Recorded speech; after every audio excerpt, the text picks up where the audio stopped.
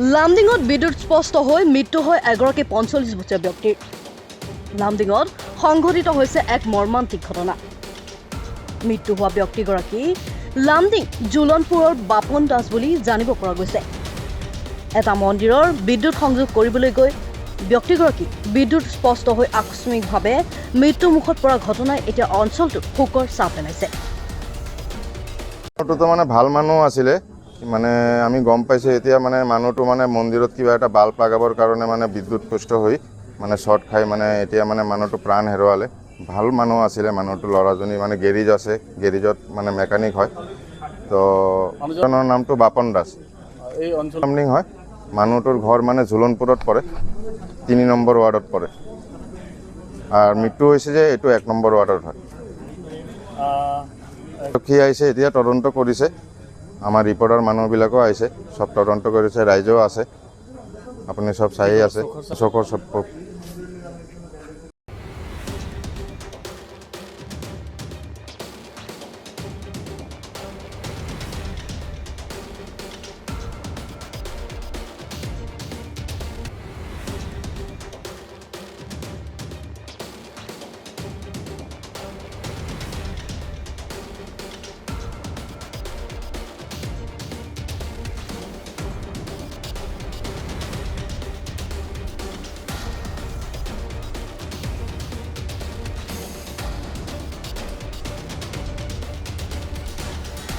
মানুহটো মানে ভাল মানুহ আছিলে, মানে আমি গম পাইছোঁ এতিয়া মানে মানুহটো মানে মন্দিৰত কিবা এটা বাল্ব লগাবৰ কাৰণে মানে বিদ্যুৎপৃষ্ট হৈ মানে শ্বৰ্ট খাই মানে এতিয়া মানে মানুহটো প্ৰাণ হেৰুৱালে।